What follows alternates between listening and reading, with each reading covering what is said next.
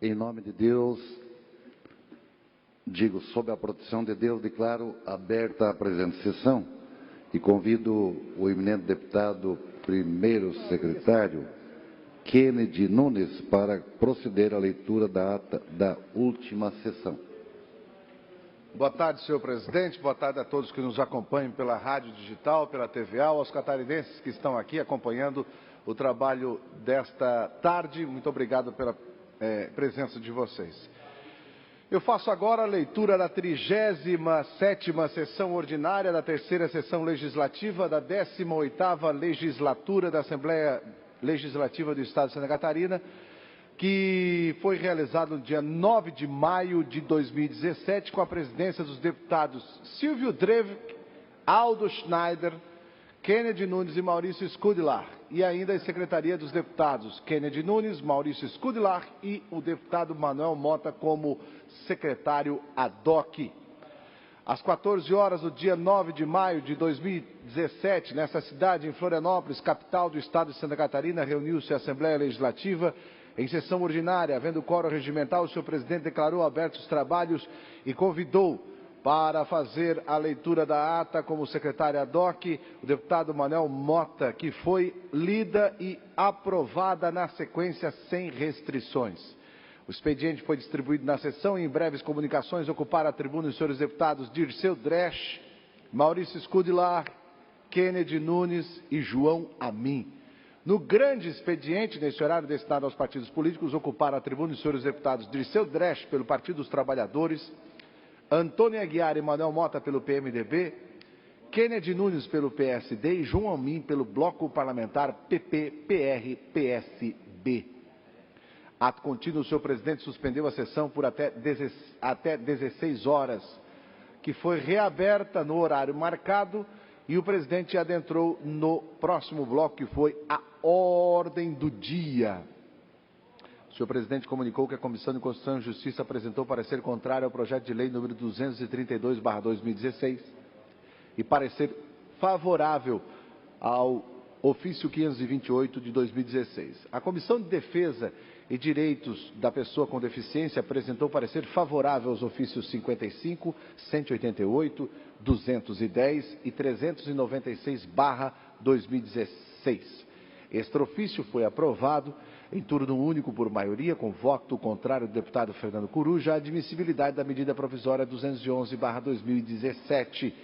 Foi rejeitado o veto encaminhado pela mensagem 706/2017, aposto ao projeto de lei complementar número 30/2016, totalizando nenhum voto sim e 31 votos não e nenhuma abstenção.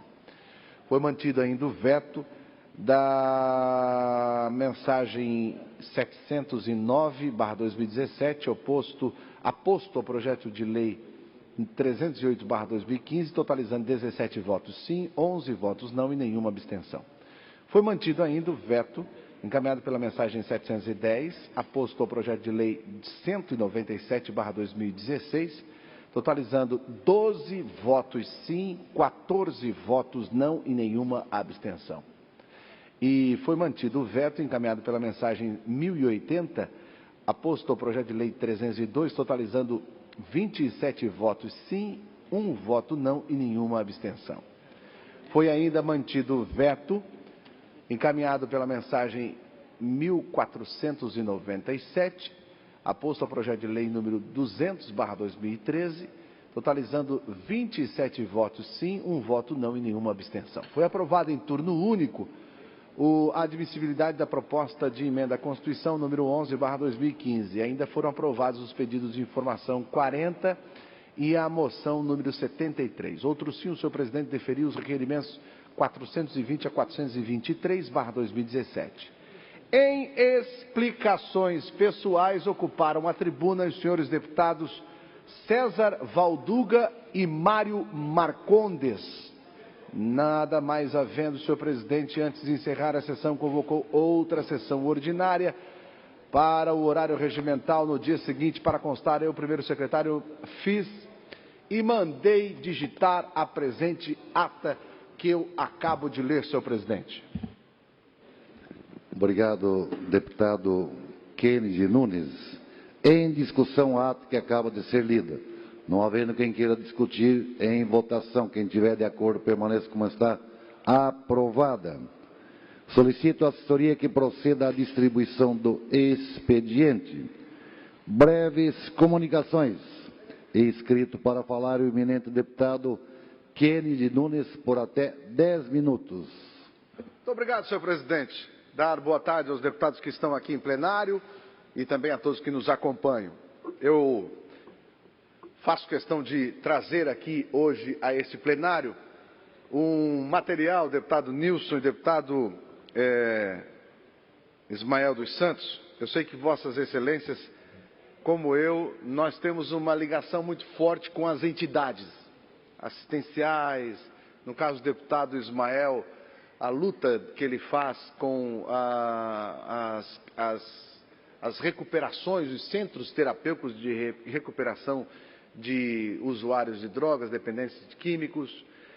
E nessas minhas paradas, deputado Maurício Codilar, que eu estou fazendo com o nosso gabinete na rua, onde a gente vai e fica bem mais próximo, deputado Natalino Lázari, da comunidade, que eu acho que esse é o nosso papel, eu procuro fazer uma visita a uma entidade, visitar na cidade alguma coisa que seja, que traga alguma coisa diferente do que a gente está assistindo.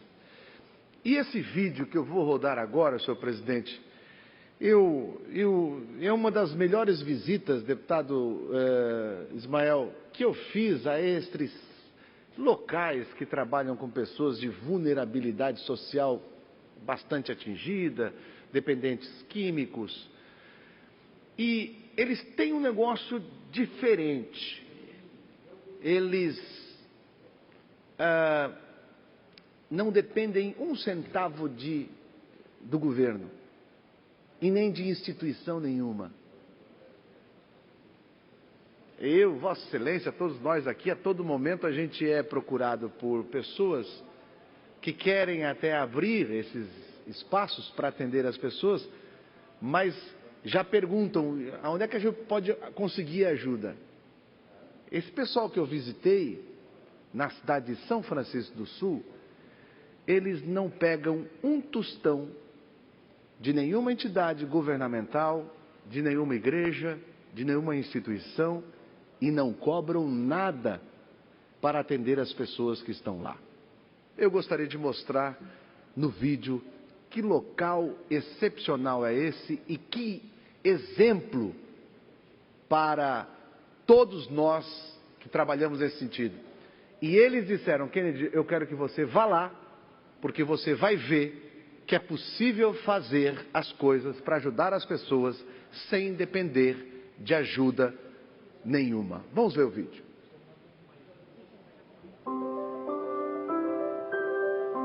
Oi, gente, hoje a nossa parada do gabinete da rua vai ser em São Francisco do Sul. Mas antes, eu vou mostrar para vocês o Abrigo Divina Misericórdia. O trabalho que o Eduardo e a Lúcia fazem extraordinário, tratando de pessoas de vulnerabilidade social bastante crítica, e nós vamos mostrar para vocês aqui o que funciona aqui em São Francisco do Sul. É bem legal, olha só.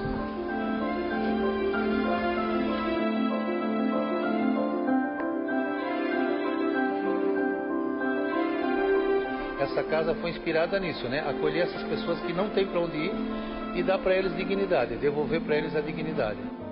Aqui é uma casa que trabalha, o nosso foco é principalmente o morador de rua, né? Aquele que não tem recurso nenhum, aquele que não tem condições de pagar. Nós vamos para 15 anos aqui, nesse trabalho. Quantas pessoas já passaram por aqui? Olha, nós calculamos para mais de 5.000 pessoas. Quando o jovem chega aqui, eu digo aqui tem 50, 60 histórias e uma talvez você vai se identificar com ela. E eu sempre digo para todo mundo, a dependência é a única história que a gente já sabe qual é o final. A gente já sabe onde é que vai ser como é que vai terminar essa história, mas você pode interromper. Então eu tinha uma Kombi e ia fazer um trabalho na rua, ia resgatar as pessoas na rua, né? Ia lá e pegava, conversava e trazia essas pessoas para cá. É você quem trabalha mais aqui? No caso, eu e a minha esposa, né, que a gente resolveu abraçar essa causa, né? E os outros aqui, tudo pessoas, os próprios internos que ajudam a fazer, a cozinhar, a construir. Tudo que vocês veem aqui é obra deles, né? São pessoas qualificadas, pessoas mesmo que têm tem talento, né? Que as pessoas se impressionam com a estrutura, mas como? Quem foi o engenheiro, quem foi isso, é tudo eles são muito capazes, né? Através de um profeta fez uma profecia, eu não entendi aquilo na época. Ele disse assim para mim: cuida do lixo, que o lixo vai cuidar de você. E chegou um dia, o dinheiro acabou mesmo. Eu estava na rua com a caminhonetezinha nossa e uma mulher me chamou e disse: olha, eu tenho aqui 2 sacos de latinha que eu estou guardando, mas me deu vontade de dar para vocês. E ali começou a se cumprir a profecia da reciclagem, né? As pessoas estão percebendo que o seu reciclável está resgatando vida. Se você tiver boa vontade, for um projeto de Deus, as coisas vão acontecer. Então eu digo que aqui tem tudo aquilo que você precisa para fazer um projeto social com êxito, bem sucedido, né? A gente faz um demonstrativo do que a gente arrecada, a nossa despesa aqui não baixa de 40 mil, todo mês é acima de 40 mil, né? E a gente consegue se manter somente com reciclagem. Mudar de vida, né? Não adianta a gente querer ser aquela pessoa, a droga, então a gente sempre tinha tudo, mas ao mesmo tempo a gente não tinha nada. Então, por que eu procurei a Divina Misericórdia? Para restaurar minha vida, para ser uma pessoa melhor, uma pessoa feliz. Se não fosse Divina Misericórdia, o que seria de mim? O que seria dos nossos irmãos que estão aqui na casa, não é verdade? Toca aí, cara. Gostei muito pra ti. Amém. Aqui é um setor que fica mais dos idosos e as pessoas que estão chegando, né? Estão muito debilitados, então eles não têm condição de fazer um serviço mais pesado, né? Então aqui é mais a separação de papel, separação de revista. Tá feliz aqui? Glória a Deus. Eles cuidam de mim, né? Eu tenho que dar valor para quem cuida da gente. Hoje nós produzimos na faixa de 100 toneladas por mês, de material já reciclado. 100 toneladas. 100 toneladas. Então, para aquelas pessoas que não sabem, né? O papelão, por exemplo. Para cada 1 tonelada de papelão, 27 árvores deixam de ser cortadas. Então, não é só árvore, é água, energia. A população ainda não conseguiu entender o que é reciclagem. Reciclagem é economia na tua conta de luz, na minha conta de água, porque eu estou reutilizando. Nós moramos aqui. Esse trabalho ele exige dedicação integral, né? Por quê? Porque as pessoas às vezes entram em crise de abstinência, né? As pessoas precisam... Tem muito isso? Acontece, né? Quando a pessoa para com a droga, tem pessoas que têm ataques, que têm realmente convulsão, e a gente tem que estar presente, né? Eduardo, vocês recebem alguma ajuda do governo? Não. Nós fizemos uma opção de ser autossustentável. Nós somos autossustentáveis. Por isso que esse meu desejo de levar essa ideia para outros lugares, por isso. Gente, aqui ó, o Eduardo, ele pediu pra gente vir fazer essa visita aqui exatamente porque ele quer provar que é possível ser autossustentável. Sim. Hoje você mantém aqui todas essas 70 pessoas e que sai do trabalho que elas fazem, ou seja, você não está dando peixe, você está ensinando a pescar. Quem quiser ajudar, como é que faz, Eduardo? Olha, primeiro a gente sempre convida para vir aqui conhecer esse trabalho, né? Sentir a obra, ver como é que funciona, né? E as pessoas, para ter uma ideia do que é o Abrigo Divina Misericórdia. A entidade que ela fornece desde o medicamento, tudo que a pessoa precisa, a entidade fornece. Mas sempre digo para eles, é uma conquista de vocês. Isso é uma conquista. Sempre a gente trabalha muito nisso, na questão de devolver para eles essa dignidade. Porque um prato de comida qualquer um pode dar. Fica no município de São Francisco, na BR-280, quilômetro 14, né? Quando você chegar aqui no quilômetro 14, você entra, você já vai chegar aqui na Divina Misericórdia. E faço convite também para a mãe que está vendo, que vai assistir esse programa, ou para o pai que está vendo. Eu digo uma coisa, não desista do seu filho. Não desista do seu marido. Ele tem jeito. Traga aqui, às vezes as pessoas me ligam, Eduardo, mas como é que eu faço? Ele não quer. Traga ele aqui, ele vai conhecer. Muitas pessoas, às vezes, quando você fala em internamento, eles acham que é uma prisão. Eu vou para uma prisão, eu não quero ser preso. E quando as pessoas chegam aqui, não, isso aqui não é uma prisão. Isso aqui é um sítio, é uma chácara, o portão está aberto, aqui ninguém é acorrentado, aqui ninguém fica preso. Então, eu já vi muitas histórias das pessoas não quererem, a família trouxeram as pessoas e chegaram aqui e mudaram de ideia. Cara, parabéns. Depois dessa visita inspiradora ao Renato, Kennedy seguiu para o centro de São Francisco do Sul e colocou seu gabinete na rua para ouvir as necessidades das pessoas, conversar e ir em busca de soluções que ele sabe que, sendo deputado, ele pode fazer.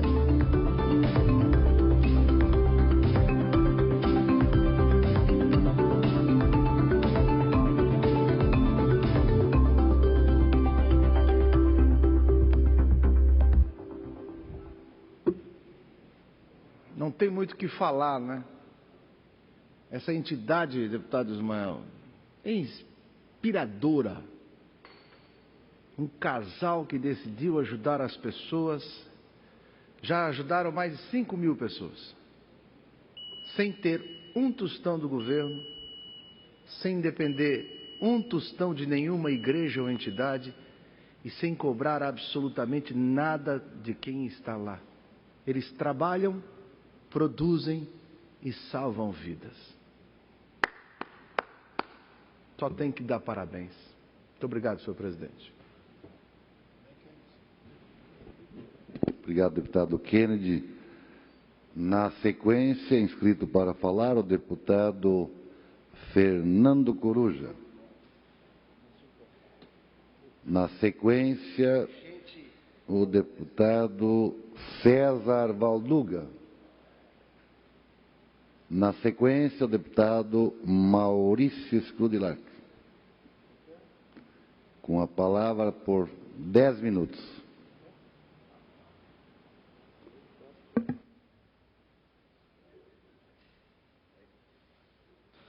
Obrigado, senhor presidente, senhores deputados, público que nos acompanha.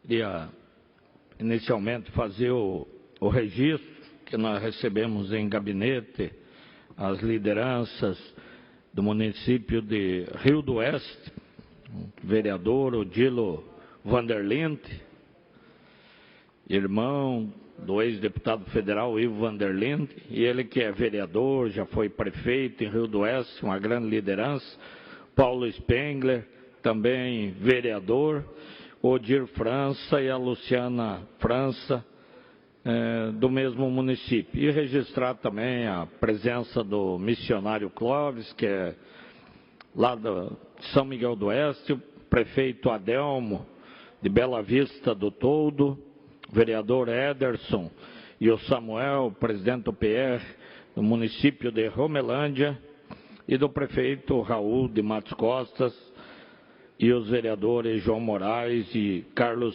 Alexandre. Mas ontem, senhores deputados, público que nos acompanha, estive novamente fazendo uma visita à Delegacia Geral de Polícia e conversando com os nossos colegas lá a respeito da criminalidade, das ações que foram desenvolvidas pela Polícia Civil para essa volta, eu digo momentânea, porque a gente sempre está sujeito a percalços na atividade policial, da tranquilidade aqui em Florianópolis. Nós tivemos aí um momento muito preocupante, uma atuação forte da Polícia Militar. Temos que reconhecer o trabalho do Coronel Paulo Henrique Ren, que é um comandante muito ligado à tropa, presente nos momentos de dificuldades, valoriza os profissionais da segurança pública, os seus policiais, as suas equipes, e nos mantém informado, como a toda a sociedade, sobre as ações da Polícia Militar e essa verdadeira guerra que nós vivemos contra o crime. E ontem, conversando com o delegado Marcos Ghisoni, delegado-geral adjunto, o delegado Arthur Nitz, delegado adjunto, percebemos a preocupação, as ações, as diretrizes que adotaram para o combate à criminalidade no nosso estado. Só que a preocupação é muito grande. A gente vê que não é uma atividade de polícia normal, é quase uma guerra civil. E eu digo isso porque, pegando nos jornais aqui, algumas ações ocorridas em Santa Catarina, que eu vou citar, mas algumas ações no Rio de Janeiro. A PM apreende 40 suspeitos e prende 40 suspeitos e apreende 32 fuzis em ação contra a guerra do tráfico. Fuzis, metralhadoras, armamento que não se imaginava alguns anos atrás que marginais estivessem na rua com esse tipo de armamento. Então, quando se fala que a polícia é violenta, a polícia não é violenta. O policial queria poder sair de casa todo dia, se despedir dos seus filhos, fazer uma ronda tranquila, cumprimentar as pessoas, receber no máximo uma ou outra denúncia de alguma irregularidade, final da tarde fazer um relatório e voltar para casa tranquilo. Acho que o policial quer ir lá trocar tiros, acho que o policial quer ir lá e ter que usar da força para prender alguém. O policial não quer isso. O policial gostaria de fazer um policiamento comunitário tranquilo, mas não é o que ele enfrenta hoje. Ele é obrigado a sair com colete à prova de bala, a ele enfrentar situações que não gostaria de enfrentar. Então, quando se vê que numa ação no Rio de Janeiro apreenderam 32 fuzis, nós estamos em guerra civil, nós estamos estilo Síria, nós estamos estilo Iraque. Não dá para considerar, comparar com a polícia dos países desenvolvidos, onde muitas vezes em determinados locais os policiais podem inclusive nem utilizar arma. Aqui nós estamos no Brasil e já em alguns estados como o Rio de Janeiro, numa guerra civil. E não dá para esconder isso.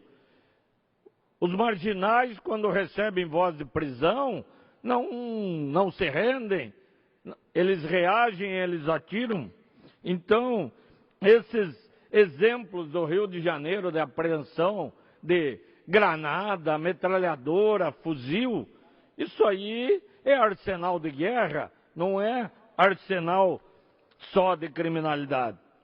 E aí, ontem conversando com o delegado-geral da polícia, eu tive inclusive a visita ao delegado Akira da academia, que era o ex-diretor da DEIC, que foi chamado a Joinville quando Joinville estava naquela onda elevada de criminalidade, e ele ficou um ano lá e graças a esse trabalho conseguiram reduzir a uns patamares aceitáveis. E hoje o delegado Akira está na academia da Polícia Civil, até pelo estresse. Falava com ele ontem, que quando você vai para uma missão dessa, numa cidade onde a criminalidade está em alta, o estresse é muito grande, é uma operação atrás da outra, é muita preocupação para fazer com que aquela população, aquela comunidade tenha tranquilidade.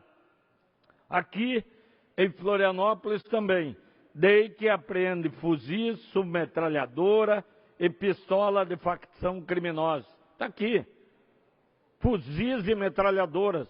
Então nós não estamos enfrentando uma criminalidade ocasional. Nós estamos enfrentando uma criminalidade organizada num país que não controla as suas fronteiras, num país que entram armas de todos os calibres, num país em que o tráfico de drogas é de uma forma descarada e aberta, e onde as forças de segurança acabam sendo taxados como responsáveis por essa falta de controle.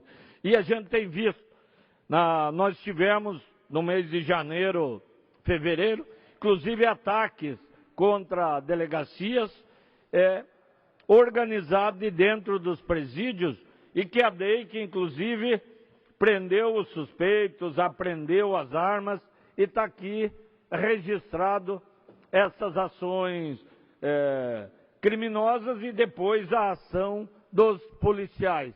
Então, qual é o país do mundo em que os marginais de dentro dos presídios é que comandam o crime? É só no Brasil. Isso é um absurdo. dos 112 mandados de prisão que há poucos dias a DEIC cumpriu, metade deles era mandado de prisão de quem está preso. É ir lá cumprir o mandado de prisão na cadeia, porque ele de dentro da cadeia, com o uso de informantes, com o uso de celulares, intimidava e comandava o crime aqui fora. Então, é um país que, se não adotar certas providências, mais rigor na legislação, vejo a preocupação dos deputados federais, senadores, com previdência, com legislação trabalhista, mas nós estamos enfrentando uma guerra civil. O Senado Federal, o governo federal, a Câmara Federal tem que acordar para que realmente nós estamos enfrentando uma guerra civil.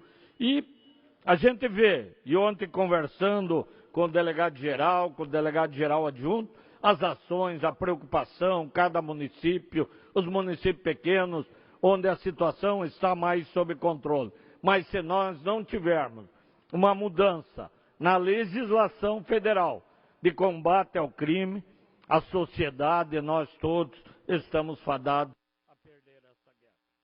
Obrigado, deputado Maurício Codilac, pela sua palavra. O próximo orador inscrito, o deputado Nilson Gonçalves, que tem um tempo de até 10 minutos para a sua fala.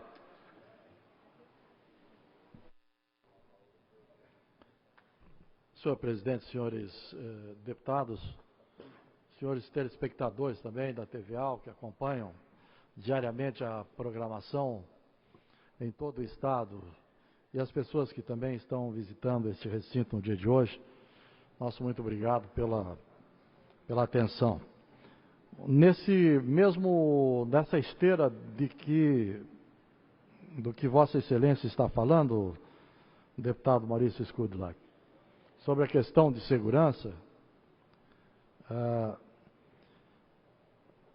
a coisa está ficando tão complicada aqui no nosso país, deputado, que a gente, em vários segmentos, cada um ataca essa questão de uma maneira. Cada um fala e critica também de uma maneira. E nós todos sabemos que essa questão da segurança, ela faz parte de toda uma conjuntura. Nós temos absoluta consciência de que da violência nesse país, ele faz parte de toda uma conjuntura, começando pela questão social, o desmonte da família, não é? O desmonte dos alicerces principais da sociedade, que é a família, não é? O desemprego, a desestabilização social, isso somado ao sentimento de impunidade, é que está levando esse verdadeiro caos em relação à segurança do nosso país. Para mim, um dos principais pontos que estão levando à violência cada vez mais é, primeiro, o desmonte da família. E o segundo é o sentimento de impunidade. É o sentimento de impunidade. Nós estamos vendo aqui 950 policiais que estão em curso de formação no Estado. 950. Blumenau, dias atrás, fez um abaixo-assinado com milhares de assinaturas, apelando para que o governador ceda uma boa parte desses 950 policiais para Blumenau. Joinville, na mesma situação e na mesma tocada, faz pressão através dos seus deputados, entre os quais este que vos fala, e também a própria sociedade organizada também cobra do governo do Estado. Esta semana ainda era cobrado do governo do Estado, não é? Que nós tenhamos desses 950 policiais que vão se formar, pelo menos, não é? Uns 300 para Joinville. Pelo menos uns 300 para Joinville. Do mesmo modo que nós reivindicamos em Joinville esses policiais, esse número de policiais. Também Chapecó reivindica. Criciúma também quer. Enfim, se nós formos, me colocando aqui no lugar do governador, atender a todos os pedidos, a todos os reclames, a todos os abaixo-assinados, a todas as caravanas que vêm até Florianópolis reivindicar mais policiais, esses 950, na verdade, vão acabar sendo pulverizados em números praticamente insignificantes para cada um dos lugares onde nós queremos mais policiais. Mas será que mais policiais vai resolver o problema? Essa também é uma questão. Será que mais policiais vai resolver o problema? Nós lá em Joinville temos um número bastante interessante de policiais militares. Aqui em Florianópolis nós podemos dizer a mesma coisa. E prende-se gente todo santo dia. A polícia militar prende todo santo dia. Se ficassem presos todos os meliantes, todos os indivíduos que cometem algum tipo de delito, de crime, com certeza nós não teríamos prisão suficiente em Santa Catarina para acomodar essa gente toda. Isto porque nós temos lá em Joinville o presídio regional, que é um verdadeiro depósito de gente. Não é presídio, aquilo para mim não é presídio, é um depósito de gente. Uma capacidade de 350, 400 pessoas, tem lá 3 vezes mais pessoas daquele presídio. Tá? É um depósito de pessoas, de indigentes, e uma mistura de aspirantes a bandido com bandidos profissionais.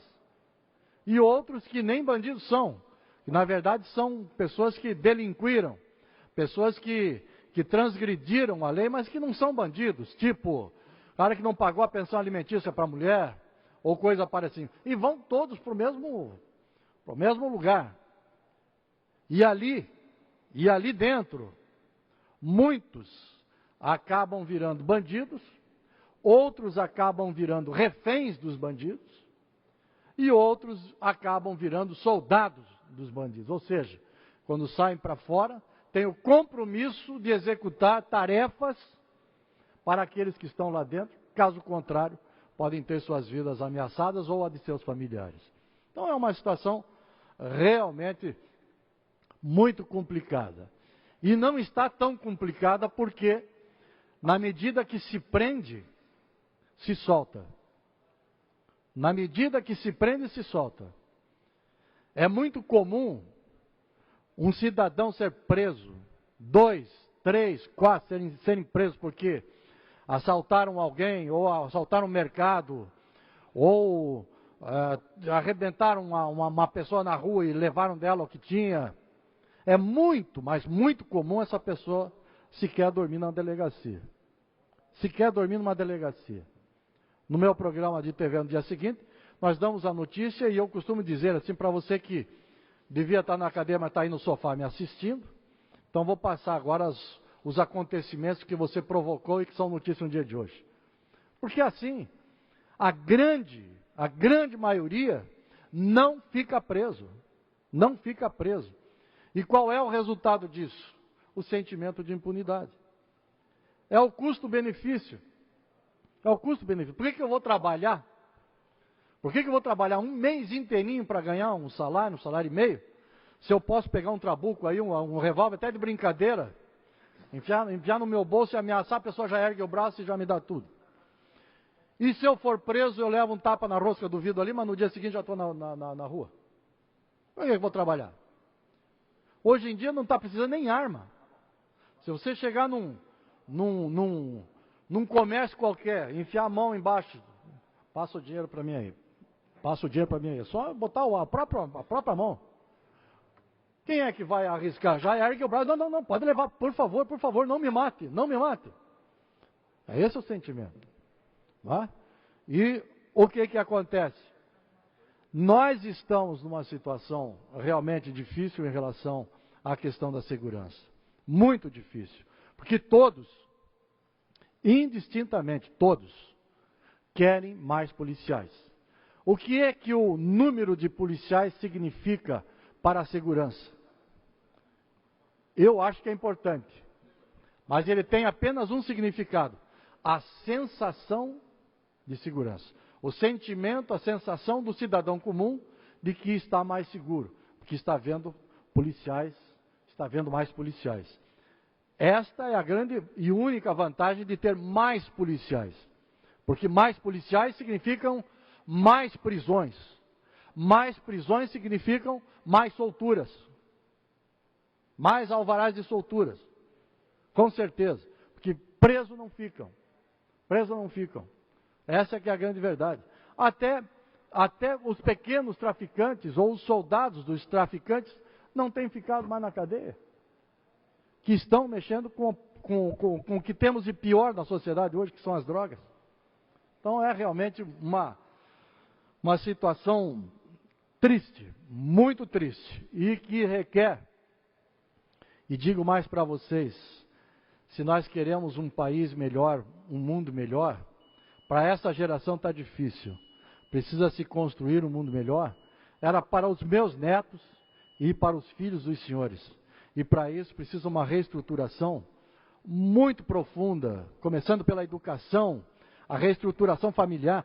Tem muita coisa para ser feita, que é uma somatória disso, é que vai resultar, quem sabe, num mundo melhor. Obrigado. Obrigado, deputado Nilson Gonçalves. Próximo orador inscrito é o deputado Mário Marcondes Altair. Vossa Excelência tem um tempo, nós vamos entrar dentro do horário dos partidos. E peço que toda a liderança dos partidos nessa casa que estão nos escutando, que venham para o plenário para darmos continuidade à sessão no horário dos partidos. Hoje os partidos inscritos são, atenção, liderança do Partido dos Trabalhadores, PT, PDT, PSD, Bloco Parlamentar PP, PR, PSB, PMDB e PSDB. Essas bancadas têm um compromisso de usarem o horário do partido a partir das 4 horas. Portanto, estamos pedindo para que as lideranças venham, para que nós não precisamos suspender a sessão por falta de oradores no horário dos partidos políticos. Logo depois, às 16, teremos a continuação da votação dos vetos. Deputado Altair, Vossa Excelência tem um tempo de até 10 minutos para a sua fala. Logo depois, o Partido dos Trabalhadores tem a palavra no horário dos partidos políticos. Muito boa tarde, senhor presidente. Quero saudar todos os deputados, senhoras deputadas aqui presentes, os telespectadores da TV Assembleia Legislativa, assim como da Rádio Digital.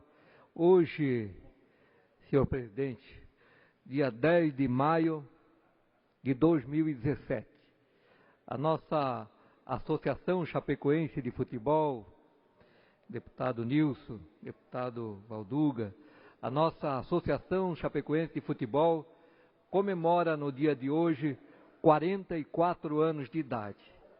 A Chapecoense, que no último domingo teve o privilégio de se sagrar bicampeã catarinense, sendo campeão do Estado, sendo que a Chapecoense, todos sabem, o mês de novembro do ano passado, mais precisamente na noite do dia 28 para o dia 29 de novembro, sofremos a maior tragédia, eu posso dizer que é a maior tragédia que Chapecó já viveu ao longo da sua história, e que o coração de todos nós, de certa forma muito comovidos, tivemos que correr contra o tempo, contra o relógio, para formar uma nova equipe, dar assistência à família dos nossos heróis, honrar também os nossos heróis.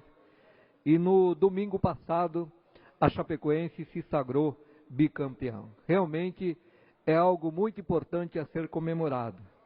E exatamente no dia 10 de maio de 1973, hoje, nascia a Chapecoense, um clube de futebol que com o tempo viria a ser um dos maiores clubes de Santa Catarina e um dos clubes mais queridos de Santa Catarina, do Brasil e também do mundo.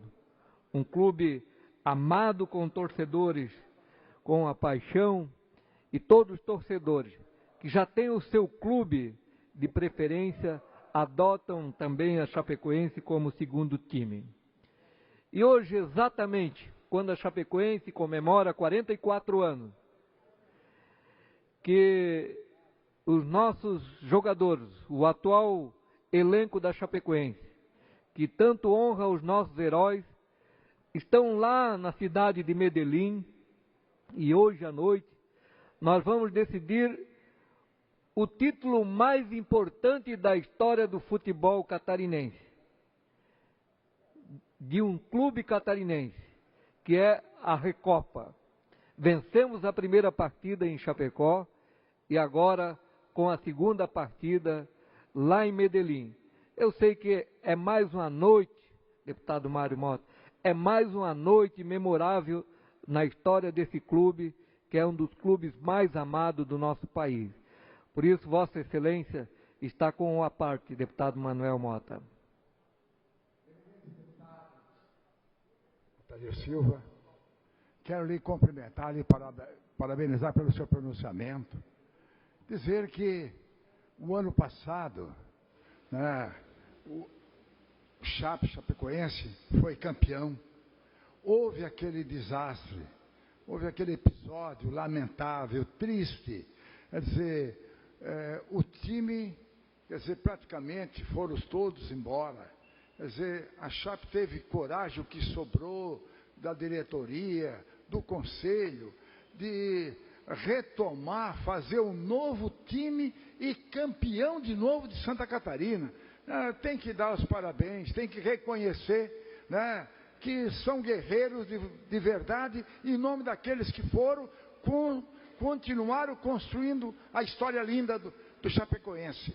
E agora, hoje, à noite, com certeza, vão construir mais uma história linda lá no Atlético Nacional de Medellín. Né? E eu, que fui àquela tragédia lá em Chapecó, acabei entrando até de sócio, sou sócio do Chapecoense. Né? Então, fico torcendo e vibrando também. Quero lhe cumprimentar, lhe parabenizar e dizer que viver e conviver com o Chapecoense hoje é uma honra, porque é buscar uma história linda que aqueles que foram construíram e aqueles, né, que ficaram agora têm que manter viva essa história linda da Chapecoense. Muito bem, deputado Mário Mota, agradeço vossa parte, reconhecendo também, como muitos brasileiros e catarinenses, a história da Chapecoense. E mais importante, hoje representa a união de duas cidades irmãs, Chapecó e Medellín, o prefeito Luciano Buligon, nosso presidente do clube, o Plínio David Enes Filho, estão lá com toda a delegação da Chapecoense e certamente faremos bonito, porque a nossa equipe está lá para honrar a história de nossos heróis e todos os familiares que perderam os seus entes queridos, e nós eternamente seremos gratos a todos eles. Por isso, deputado Berlândia, Vossa Excelência, que também é filho de Chapecó, certamente o seu aparte vai contribuir muito para a tarde de hoje. Senhor presidente, caro deputado Altair, eu quero acrescentar, e você mesmo citou que eu sou natural de Chapecó também, nascido lá naquela terra. Tive a oportunidade de estar lá no domingo, não nos encontramos, mas eu estava no estádio. Vale ressaltar aqui, e o que chama a atenção, e muitos outros clubes acabam falando, de como que se monta um time de futebol. Não é só recurso, porque temos aí clubes aqui catarinenses que têm uma estrutura bem maior e não conseguem o resultado que a Chapecoense está tendo. mesmo assim, depois de todo aquele problema que houve, vale ressaltar aqui e elogiar a diretoria da Chapecoense. O nosso presidente, né, o Maninho, enfim, a diretoria num todo. Você, quando entra naquele estádio, e eu tive a oportunidade de estar lá em diversos jogos aí depois do acontecido, você sente um clima bom lá dentro daquele estádio, uma coisa diferente. Parece que tem uma motivação natural, né? Quando eles comemoram, os jogadores olham para cima, oferecem aquele momento, aquele lance, aquele gol, aquela vitória, né? Aquele vamos Chape, é uma coisa que não tem em qualquer outro estádio. Então, parabéns aí à direção, parabéns à comissão técnica, acima de tudo, o presidente da Chapecoense, que mantém da mesma forma que vinha tendo esse bom momento que era antes do que aconteceu. Então, é um case, é um modelo que vale ser observado por outros clubes no Brasil inteiro, ou talvez até no mundo. Parabéns à diretoria, parabéns à comissão técnica mais uma vez. Parabéns, obrigado, deputado Wilson Berlanda. Deputado Valduga, Vossa Excelência também deseja uma parte. Obrigado, deputado. Quero parabenizar pelo tema que traz essa casa. Quero também aproveitar aqui e registrar a presença do pastor Jeremias Chaves, que é conterrâneo nosso lá de Chapecó. Mas parabenizar pelo tema, enfim, até porque a nossa Chape mostrou superação diante dos fatos, dos acontecimentos, enfim, e ressurge novamente, mas que acima de tudo com um espírito positivo. E sabe, deputado, o que me causa assim, realmente nos surpreende, é a força, né, do nosso povo, da nossa gente, das nossas torcidas, da comunidade e, enfim, o envolvimento da população catarinense com relação à questão da nossa Chapecoense. Estava falando recém com o pastor Jeremias, que mora aqui no município. Ele falou que não imaginava que tinha tanto chapecoense aqui em Florianópolis. Quando começou a levantar as bandeiras, as camisas, enfim, quanta gente lá do Oeste Chapecó e quanta gente de Florianópolis, de todos os municípios catarinenses, irmanados e torcendo pela nossa Chapecoense. Que bom! A Chape que conquistou o título de 77, de 96, de 2007, 2011, 2016 e agora 2017. Que bom para Santa Catarina, deputado Kennedy, que bom para o povo catarinense. Parabenizar Vossa Excelência por trazer esse tema a essa casa, enfim, eu acho que estimulando, e até me lembro, deputado Altair, que ano passado, nós, através de uma audiência pública, uma sessão solene que nós fizemos em Chapecó, comemoramos a vitória do Campeonato Catarinense lá no Centro de Eventos.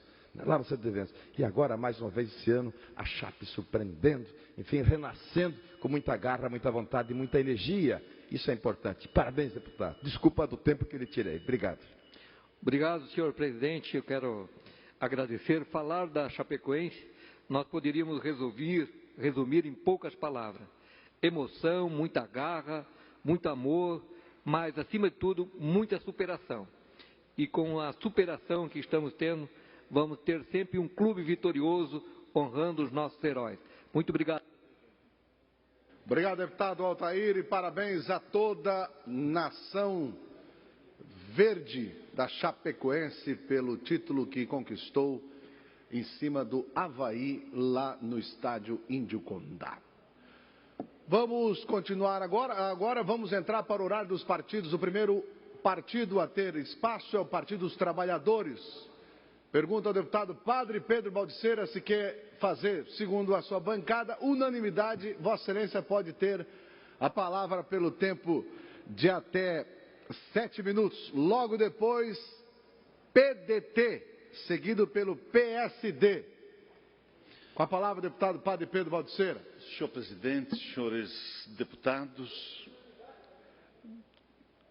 vivemos, não tenho dúvida nenhuma, uma conjuntura extremamente difícil de ser suportada, mas ao mesmo tempo também uma conjuntura perigosa e que atinge a todos e a todas, independente da visão de mundo que cada um e cada uma de nós temos e possuímos. é um tempo que se caracteriza por julgamentos prévios em tribunais de exceção. Essa análise, ela transforma tudo num problema simples de resolver. Não concordo, vagabundo, cometeu crime, mata. Eu tenho dialogado no dia a dia desta minha trajetória com muitas pessoas, cientistas, especialistas, educadores, pesquisadores, e eles é que me apontam essa situação de perigo e esse momento agressivo e, ao mesmo tempo, também autodestrutivo, um movimento fascista que toma conta dos debates, das reações, que ele está campeando por toda essa nossa sociedade. Tem algo que muitos analistas, inclusive de direita, de extrema direita, estão apontando para cada um e para cada uma de nós. O surgimento de uma visão simplista de soluções aparentemente fáceis de serem buscadas, de serem construídas, mas que, na verdade, escondem uma violência gigantesca por detrás, nas entrelinhas desta conjuntura toda. E não é só um discurso de violência, mas uma prática que ela se acentua a própria violência. Violência contra quem se manifesta, violência contra ideais de igualdade, de uma visão diferente de mundo, de sociedade, violência até mesmo contra a ciência, contra quem busca se aprofundar nas diferentes temáticas e situações às quais nós convivemos. Hoje, em alguns espaços na nossa sociedade, é difícil até mesmo de debater a política. Ao mesmo tempo também de lutar por direitos e por outras situações. Um exemplo que vemos claro neste momento, e de uma forma assim muito acentuada, que vemos essa distinção que é feita na sociedade, se é a favor ou é contra a questão da Lava Jato. Então se acentua enormemente na sociedade. O certo, o errado, o vermelho, o branco, o amarelo, se é a favor ou se é contra a Lava Jato. Todos nós, em momento nenhum, deixamos de ser favoráveis para que se investigue, e é preciso que se faça. E se faça isto com transparência. E se alguém é culpado, que se puna. Se puna. Não há outra forma, não há outro jeito, não há outra maneira. Mas nós não podemos nos levar por uma interpretação simplista. Porque nós podemos cair numa situação de que tudo pode, tudo é possível, né? E às vezes neste processo todo se viola e se tira o ser sujeito da sociedade a qual nós fazemos parte e vivemos. Porque é exatamente no ser sujeito, ser protagonista, que nós, como seres humanos, também nos realizamos. E ajudamos a realizar a sociedade como um todo. Criar consciência é criar consistência, com fundamento, com princípios, com ética. Acredito que nós temos que dialogar. E me parece que hoje quase não existe mais nem espaço para o diálogo. Não se para ouvir, para escutar. Nos intitulamos muitas vezes os donos da verdade. E nos esquecemos de dialogar, de conversar, de ouvir, de termos relações e atitudes de empatia para com as outras pessoas, para com outros segmentos da nossa sociedade, porque é ali que nós crescemos e construímos uma sociedade. E é ali onde nós construímos uma sociedade mais justa, mais igualitária, mais humana, mais solidária, a serviço da construção de um mundo melhor. E quem é que não quer um mundo melhor? Todos nós, no nosso interior, na razão do nosso existir e de ser, nós buscamos e queremos isto. Por isso é preciso construir novos paradigmas desta nossa sociedade. E eu acredito que a partir dali, nós estaremos também contribuindo para a construção de um mundo novo, mais justo, igualitário e mais humano. Era isso, senhor presidente. Continuando no horário dos partidos, o próximo partido é o Bloco Parlamentar PP, PR, PSB. Consulta o deputado Maurício Coudilac. Deputado Maurício Coudilac fará o uso da palavra pelo tempo de até 13 minutos. Logo depois, PMDB com a palavra. Agora, deputado Maurício Coudilac. Obrigado, senhor presidente, senhores deputados, público que nos acompanha. Não era eu o inscrito, o responsável por esse horário, mas não vou deixar aqui que esse valioso tempo que nós temos de uso da tribuna passe em branco. Vamos aproveitar esse tempo para fazer algumas reflexões.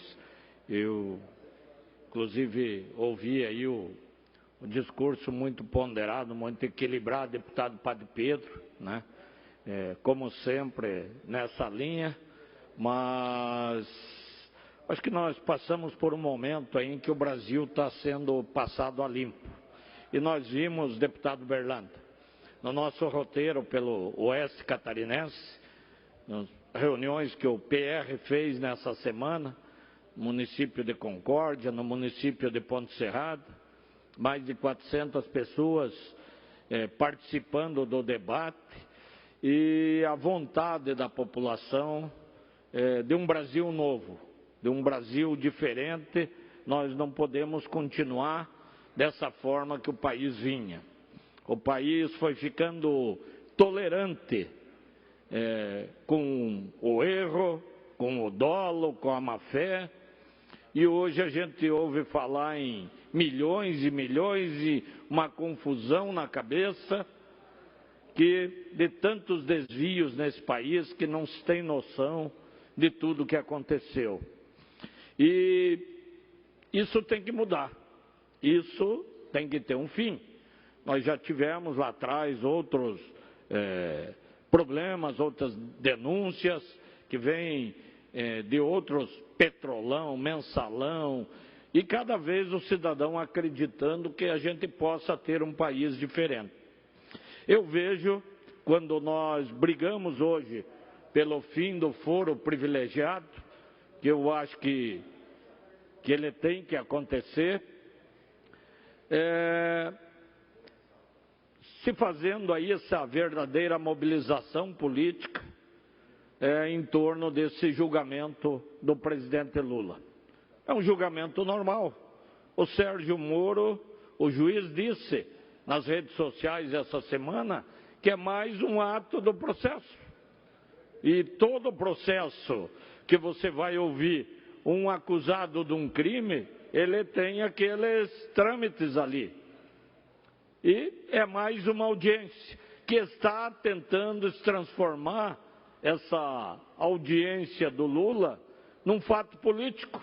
E não é um fato político, é um suspeito de um crime, denunciado por um crime, cuja denúncia foi aceita pelo juiz e que estão ouvindo as testemunhas de acusação, de defesa, e o acusado. É o momento dele se defender, porque se um guarda de trânsito deixa de multar alguém porque recebeu um benefício, é crime, é corrupção, corrupção ativa de quem dá, passiva de quem recebe.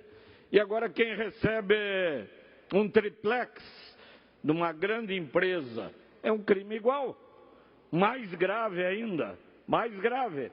Então, do pequeno nós queremos punir, do grande nós não queremos punir. É uma situação idêntica. Tem que responder e tem que dizer, tem que falar a verdade. Infelizmente, nós estávamos vivendo num país que se podia tudo. Aquele advogado lá no começo da Lava Jato, em Curitiba, ele disse que se não pagasse propina, não se conseguia mais colocar 4 paralelepípedos nesse país. Infelizmente, ele estava falando a verdade. Infelizmente. Porque esse negócio do 10%, 15% nos contratos, estava um negócio tão deslavado nesse país que só faltava colocar no contrato ali. Porque as pessoas falavam na sala de espera, falavam quando procuravam alguém que era responsável por uma obra. Isso é um absurdo. O dinheiro público é um dinheiro sagrado, é um dinheiro de todos, é um dinheiro da saúde, é um dinheiro da educação, é o dinheiro da segurança. E nós temos que mudar essa situação. Então, o que está se fazendo em Curitiba é um processo normal de ouvida de alguém que está respondendo de uma acusação de um crime. E falou bem o padre Pedro. Não dá para agir com amor, com paixão. Nós temos que agir com o que a lei está dizendo. Nós temos que cumprir a lei. Só que a lei tem que ser igual para quem faz o pequeno furto e igual para quem faz o grande roubo. Tem que ser dura, tem que ser rígida. Não tem que ter diferença. Claro que aquele que roubou uma bicicleta, o tamanho do dano é um. Aquele que desviou recursos que poderia ser empregado na duplicação da 470, onde nós temos tantas vítimas, numa 470 que poderia estar pronta. Com esse dinheiro todo, já tinha se feito no país a ferrovia Norte-Sul, a ferrovia litorânea, leste-oeste, oeste-leste, já tinha talvez se duplicado a 282, daqui do litoral, pegando a 470, pegando a 282, indo até o extremo oeste catarinense. Então, nós temos que sim apoiar todas as ações que visem a punir quem usa de forma indevida o dinheiro público. Então, nós encontramos no roteiro dessa semana as pessoas querendo ter um pouquinho de esperança, de acreditar que é possível mudar essa situação. E só é possível mudar dando-se bons exemplos. E o bom exemplo é para todos.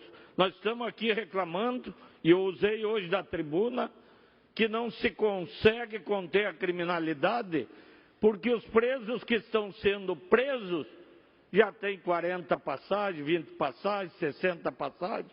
Por quê? Porque é uma lei sem vergonha.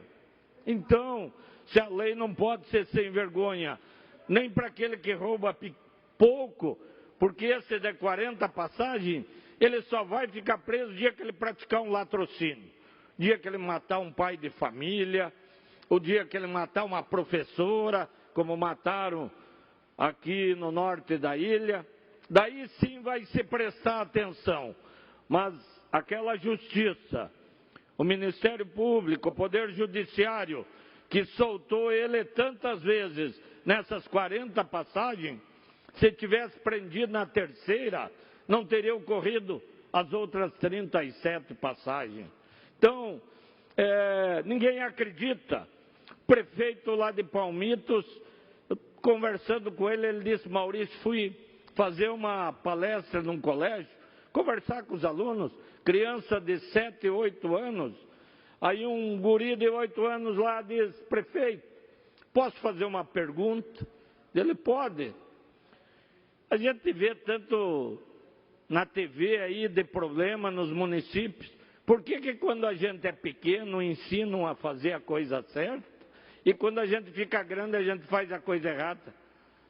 Então até as crianças estão vendo que a gente diz para ela que tem que ser de um jeito e todo dia ela vê na TV sendo feito de outro jeito.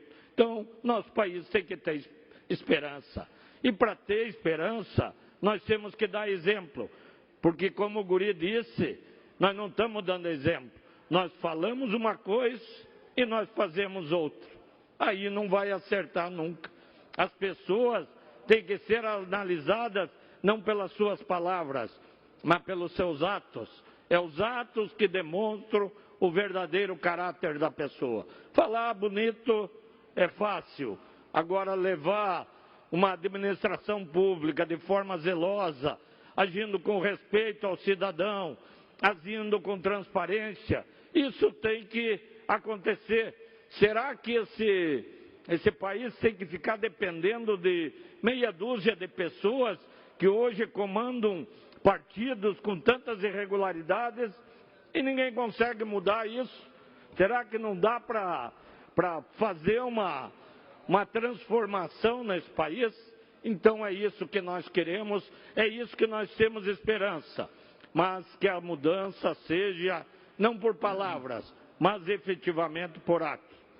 Ouço nobre colega deputado Manuel Mota. Eminente deputado Maurício Codilac. Tem que começar pelo Congresso Nacional, que tem que ter coragem para mudar as leis. Sabe que eles não têm coragem para mudar as leis, certo? Para dar condições de que esses vagabundos, ladrões, bandidos que matam, não pode ser solto amanhã. Eles têm que pagar o crime na cadeia, ou então com pena de morte em praça pública, porque essas pessoas que entram numa casa, matam, estupram, para que eles servem mais? Para mais nada, para mais nada. Só que não temos lei nesse país. O cara mata, daqui a pouco está solto. O cara estupra, daqui a pouco está solto. As pessoas não têm mais confiança nem de denunciar uma pessoa, porque ele está solto e vem depois prejudicar aquela pessoa que denunciou. Então é preciso mudar as leis nesse país. Precisa ter coragem. Está faltando coragem nesse país. Os homens, o Congresso Nacional tem que ter coragem para mudar as leis, para fazer com que a justiça possa trabalhar e trabalhar com as leis. E a polícia trabalha, prende, e depois o que acontece? A justiça solta porque não tem lei. Então eu acho que está na hora de mudar as leis desse país, para nós ter mais segurança e mais tranquilidade. É isso que nós precisamos. Obrigado e parabéns pelo seu pronunciamento. Obrigado, deputado Manuel Mota. Fim de semana eu estava em Xanxerê e numa das visitas lá, das reuniões, um senhor me trouxe um porte que eu assinei em 94, quando era delegado regional de São Miguel do Oeste, um porte lá de Campo Herê. E hoje mudaram a lei para pior. o cidadão de bem, o dono da padaria, o dono do mercado, que sai muitas vezes da empresa com altos valores no final da tarde, não pode ter o porte de arma. Agora, a Justiça Federal de Porto Alegre, esses dias, numa turma de recursos, decidiu que não caracterizava porte ilegal de arma o traficante que foi preso armado, porque a juíza, o tribunal lá entendeu, a relatora foi assim, os demais acompanharam, que ele usava a arma para se defender do outro quadrilheiro. Então que era justo ele usar a arma. Mas não é arma para o outro quadrilheiro, é a arma para ele assaltar, para ele matar, para ele traficar. Então nós temos sim que mudar a legislação e agir, dando principalmente exemplo para que esse país possa ter. Obrigado, deputado Maurício Codilac. Questão de ordem, senhor presidente. Pela ordem, deputado Altair. Gostaria de registrar a presença nesta casa do ex-prefeito de São João Batista, o Aderbal Manuel dos Santos, que está prestigiando essa sessão. Seja bem-vindo, Aderbal. Bem-vindo à nossa querida São João Batista, capital do calçado. Muito obrigado pela presença aqui. Próximo partido para falar é o PMDB. Com a palavra o deputado Valdir Cobalcini, que tem o tempo de até 15 minutos. Por que será? Por que será? Querido amigo, preside esta sessão, o deputado Kennedy Nunes, senhores integrantes da mesa, deputado Maurício Codilac, deputado Mário Marcondes, deputados presentes à sessão, telespectadores que nos assistem pela TVA, que nos ouvem pela rádio digital, senhoras, senhores, hoje, dia 10 de maio, marca, deputado Coruja, 2 anos do falecimento do grande líder político catarinense e brasileiro, Luiz Henrique da Silveira. Em nome do nosso partido, do meu, do seu, de milhares de catarinenses, o PMDB quer deixar registradas algumas palavras em reconhecimento à história desse nosso grande líder, deputado Berlando.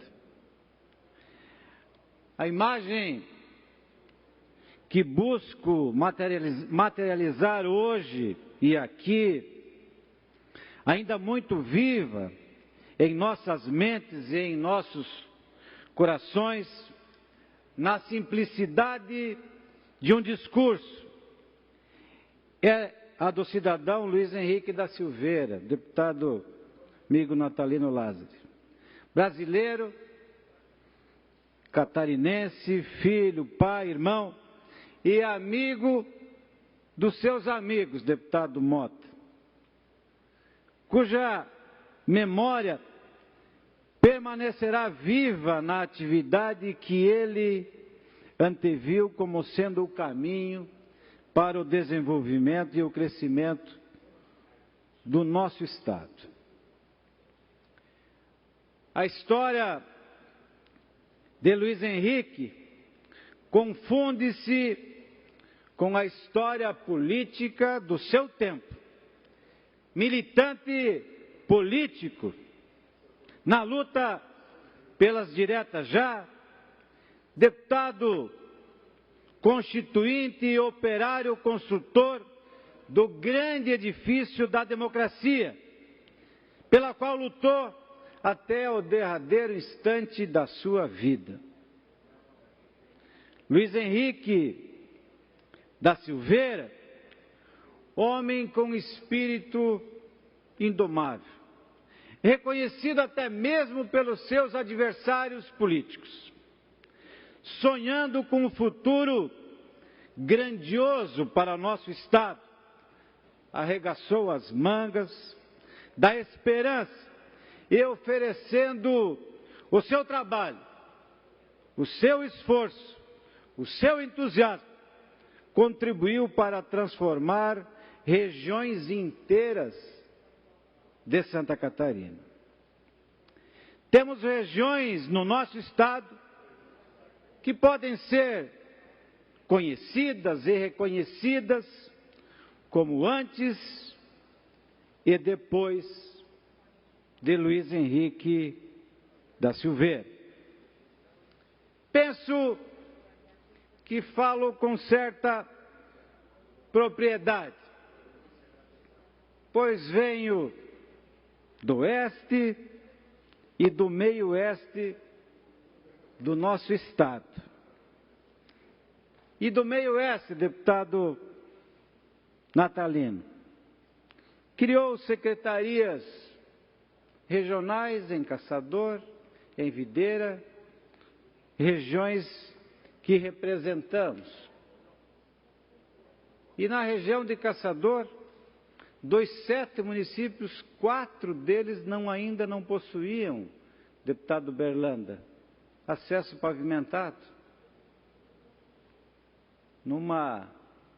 Num isolamento que não se permite mais, para não falar da região do Planalto Serrano, para não falar de tantos e outros municípios, especialmente do nosso oeste e extremo oeste do nosso estado.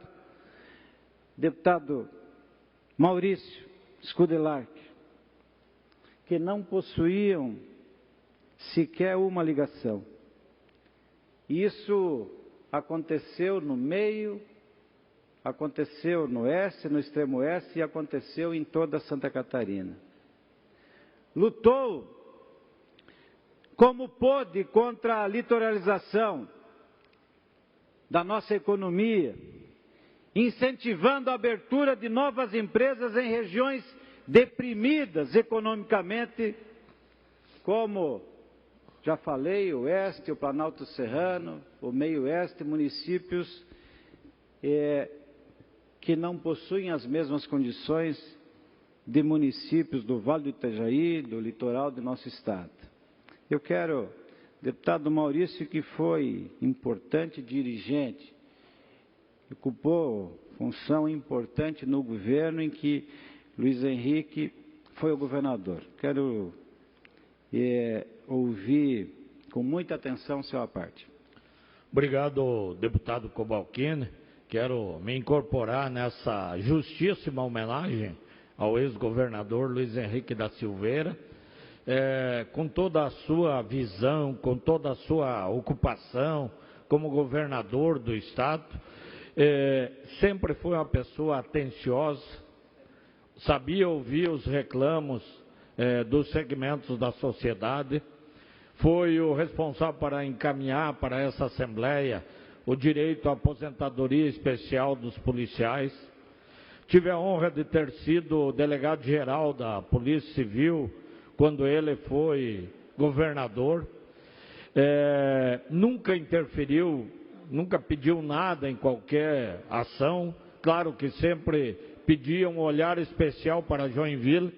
Eu lembro quando tinha que distribuir os policiais pelo estado, ele não colocava óbice, mas dizia: olha com carinho Joinville, até porque Joinville no momento apresentava um problema maior de criminalidade e precisava dessa atenção. Lembro que várias vezes fui comunicado por algum delegado de algum fato um pouco mais grave a nível do estado e liguei para ele até às vezes de um horário meio inoportuno, na madrugada, final de semana, para comunicar, porque alguém poderia ir cobrar do governador e eu queria que ele soubesse. E eu digo com muito orgulho, um governador que, se não atendeu na hora, no máximo em 10 minutos ele dava retorno. Sempre que ligava com qualquer problema, ele, seu oficial, às vezes ele estava numa palestra, numa reunião, o oficial ali já dizia, ó, já vou avisar, e ele dá a resposta. E em 10 minutos ele dava a resposta. Então, um grande homem público, uma pessoa simples, um visionário. Claro que não tivemos a oportunidade de viver os líderes antigos do nosso estado, mas para mim, o maior governador, o maior político que Santa Catarina teve. Obrigado, deputado Cobalcino. Obrigado, deputado Maurício. E eu gostaria também, vejo Uberlândia, que aliás, assim como eu, assim como o deputado Maurício, também atuou de forma destacada como secretário regional em Curitibanos, e eu gostaria, Nilson Uberlândia, de também lhe ouvir. Deputado Cobalcini, eu também não poderia deixar de juntar com você, com o Maurício, com o Mota, enfim, fazer uma homenagem a um grande político que Santa Catarina perdeu. Fomos secretários regionais juntos, né? Eu lembro muito bem que uma frase que o governador usava, se faz política com o coração, não com o rim. Ele dizia muito isso, né? De juntar forças. E ele foi um grande exemplo. Eu tive a oportunidade de, inclusive, conviver nos últimos dias da sua vida. Eu tive a oportunidade de morar junto no mesmo prédio em Itapema, onde ele residiria, né? Uma pessoa do bem, uma pessoa que... Eu dizia para um colega político agora esses dias, você vê, já está estourando aí denúncia de políticos, né, que estavam envolvidos e estão envolvidos aí no Odebrecht. Enfim, o nome do Luiz Henrique não aparece em lugar nenhum. Infelizmente deixou a família com patrimônio, inclusive, baixo, né? Quer dizer, ele foi um exemplo, um grande professor. Eu estou na política hoje, Cobalcini, senhores deputados, por causa do Luiz Henrique. Fui convidado a ser secretário regional, fui convidado a ser candidato a deputado estadual e hoje estou aqui graças a esse grande homem. Eu fico até muito emotivo aí quando falo no nome do nosso grande governador, um grande exemplo, um grande político. Santa Catarina perdeu. Obrigado, Uberlândia. Deputado Mota, quando a gente olha para o deputado Mota, lembra Luiz Henrique, não só pela sua fisionomia, deputado Mota, mas sei da sua amizade, do carinho, do apreço pelo Luiz Henrique, de quem foi líder nessa casa por tantas e tantas vezes. Quero, por gentileza, com a palavra, deputado Mota. Eu primeiro quero registrar com muita honra Marcial da Soler, presidente da Câmara de Vereadores de Forquilinha, que presta relevante serviço e que vem prestigiar na tarde de hoje aqui o nosso parlamento. Quero cumprimentar Solange Tramontim Martins, presidente do nosso PMDB de Forquilinha, grande guerreira, professora daquela região, né, de Forquilinha. Falar do São Luiz Henrique é relembrar do grande momento da história de Luiz Henrique em Santa Catarina do Brasil. O homem que foi 3 vezes prefeito de Joinville, que foi 5, 6 vezes deputado federal, que foi 2 vezes governador de Santa Catarina e que foi senador da República. Então é uma história marcada pelo trabalho, pela seriedade, pela competência. O homem que fez uma campanha em cima da descentralização e na prática conseguiu Santa Catarina, né, tomar novos rumos, novos passos. E eu tive a honra, Cobalcini, de no 2º mandato, elegeu 27 parlamentares do seu governo, e ele assinou a ata do seu governo, e foi no meio dos 27 deputados entregar a sua caneta para mim. Eu não esqueço disso, não vou esquecer nunca na vida. A caneta está guardada para o resto da minha vida, né? O presente que ele me deu no dia da posse do 2º mandato. Então eu convivi os 8 anos de governo como líder nessa bancada. É um desafio muito grande, porque a oposição era muito forte e eu tinha que enfrentar naquele tempo, né? Que ele está fazendo assim, ele sabe, a oposição era muito forte E Manuel Mota aguentava aqui essa barreira toda. E por isso o Luiz Henrique tinha um carinho muito grande. Mas era um homem trabalhador, era um homem digno, era um homem honesto, era um homem que marcava a história. Por isso quero lhe cumprimentar, lhe parabenizar pelo pronunciamento. 2 anos se passou, ele com certeza deixou nós, mas a saudade continua conosco e com o povo de Santa Catarina e com o povo do Brasil. Parabéns, Cavalcini, parabéns toda a sua família. Esses 2 anos nós permanece vivo no nosso coração. Muito obrigado, Cavalcini. Obrigado, querido amigo deputado Mota. Deputado Natalino, foi secretário regional em Videira. Quero, com muita alegria, lhe ouvir, deputado Natalino. De maneira muito rápida, deputado, cumprimentá-lo e ratificar tudo o que foi dito aqui. Eu também tive a honra de ser assessor dele, secretário regional de Videira. E uma das marcas, o deputado Maurício falou muito bem aqui, ele tinha uma facilidade muito grande de relacionamento e ele sempre dava retorno mesmo. Ele atendia e valorizava e, sobretudo, ele queria as informações de tudo aquilo que ocorria em cada região do Estado. Por isso, foi um político diferenciado, um homem público honrado e que, com certeza, deverá ficar na lembrança do povo catarinense pelo seu grande feito político e administrativo. Obrigado, deputado Natalino, e quero agradecer a todos. Deputado Coruja, nosso grande, sempre secretário de saúde do nosso Estado. Deputado Cavalcini, também quero aqui acompanhar a sua manifestação. Luiz Henrique foi, sem dúvida nenhuma, um governador fora da curva no estado de Santa Catarina. Um governador que, o bordão que ele usava por toda Santa Catarina não era simplesmente um bordão, era um... Mais um minuto. A sua ação no governo. Tive a oportunidade de ser secretário de saúde do seu primeiro governo e a oportunidade de conhecer o seu trabalho. E quero aqui acompanhar a sua manifestação e cumprimentá-lo pelo seu discurso. Muito obrigado, deputado Coruja, grande secretário de saúde do governador Luiz Henrique. Mas para concluir, e se tivesse aqui a possibilidade de dar como lido o restante do meu pronunciamento, mas diria de que Luiz Henrique não olhava apenas a árvore. Sua visão de estrategista estava focada na floresta. Luiz Henrique foi, e continuará sendo, deputado Mauro, nosso grande líder, um grande exemplo a ser seguido, não apenas por aqueles... Mais 30 segundos, deputado. Não apenas por aqueles filiados ao partido que ele sempre pertenceu, o PMDB, mas por todos, penso que por todos os catarinenses e brasileiros. Muito obrigado, grande presidente, deputado Kennedy Nunes.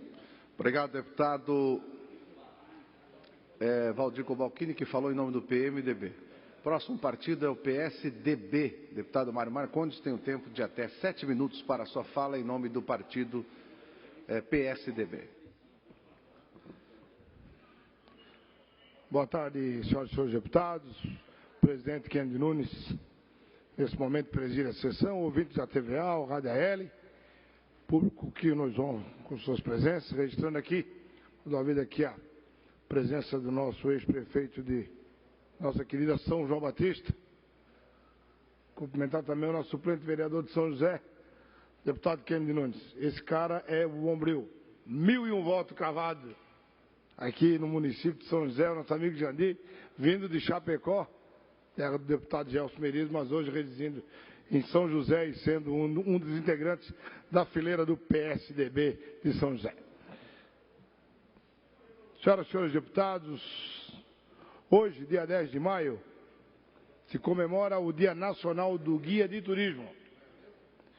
O guia do turismo é o profissional de ponta, o primeiro elo entre o turista que chega e a comunidade que o recebe. Todos sabem da importância do setor de viagens e turismo para a economia do estado de Santa Catarina. que é indispensável. Mas boa parte do potencial dos destinos continua muito pouco explorado.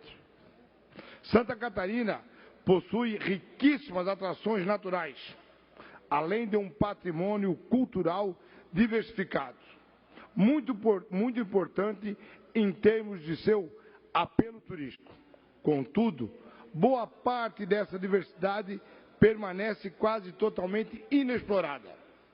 O turismo de lazer domina largamente a procura e, dentro desse setor, a grande massa dos turistas chega à procura do sol e praia.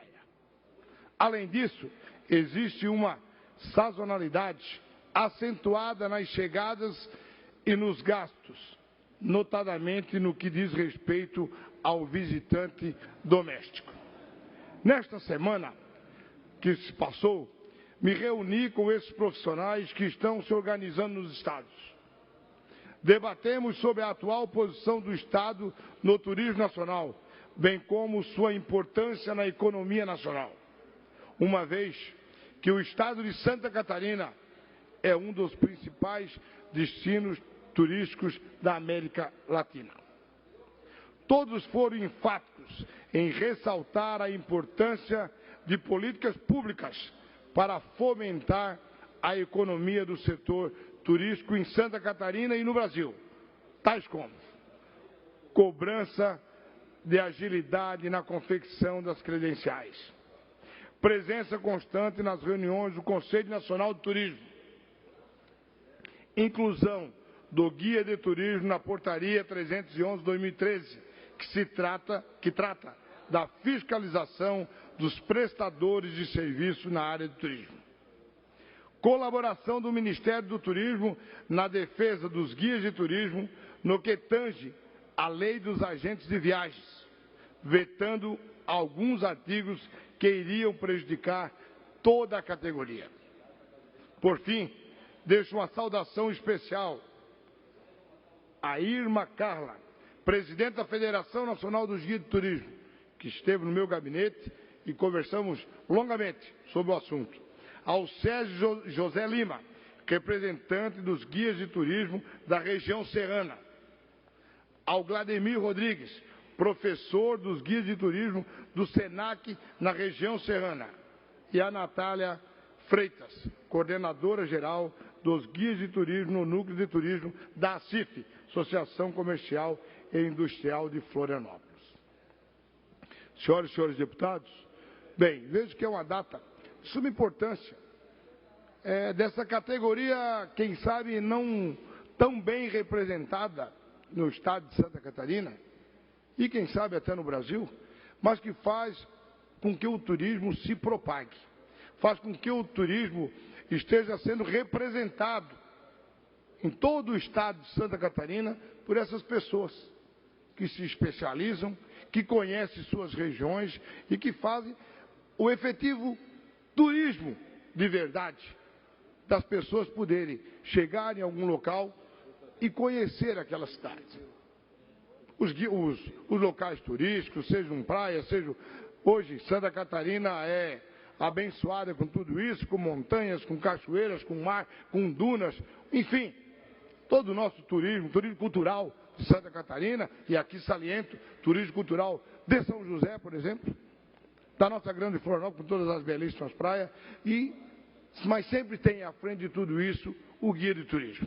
Aquele que está lá dentro do ônibus falando das suas belezas natural e quem sabe quando vê alguma coisa que não é tão atrativa assim, aponta para o outro lado do ônibus, para que as pessoas não olhem o que, quem sabe, a cidade não precisaria mostrar. Então, aqui é a nossa homenagem, aqui é nosso reconhecimento a essa função importante. Estamos fazendo os encaminhamentos a essa casa de algum tipo de legislação que consiga fazer a proteção, a representação da categoria e, bem como, que haja incentivos por parte do governo do Estado, da nossa Secretaria de Turismo, por parte do Ministério do Turismo, no sentido da capacitação desses profissionais que têm no seu dia a dia a missão de saber, de guiar, de fazer com que o nosso Estado seja mostrado para todo mundo.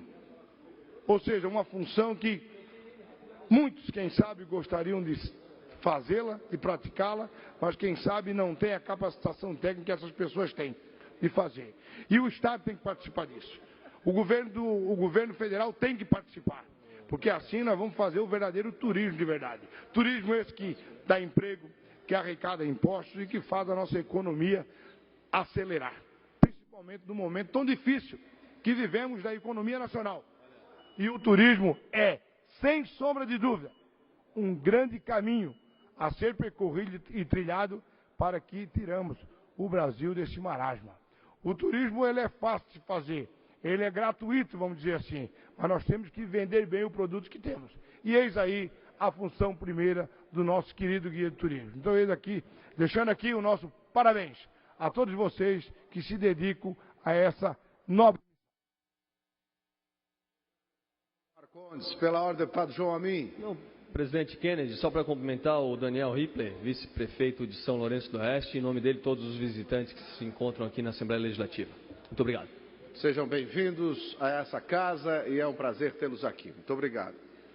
Senhores, em virtude de termos ainda 5 minutos para começarmos o nosso horário da ordem do dia, essa presidência suspende a sessão até às 4 horas, convidando e pedindo para que os deputados que estão em seus gabinetes possam vir a plenário para que possamos, logo daqui a 5 minutos, começarmos a votar os últimos vetos que temos planejados para hoje. Então, portanto, os deputados que estão em seus gabinetes possam descer para começarmos a ordem do dia em 4 minutos. Está suspensa a sessão.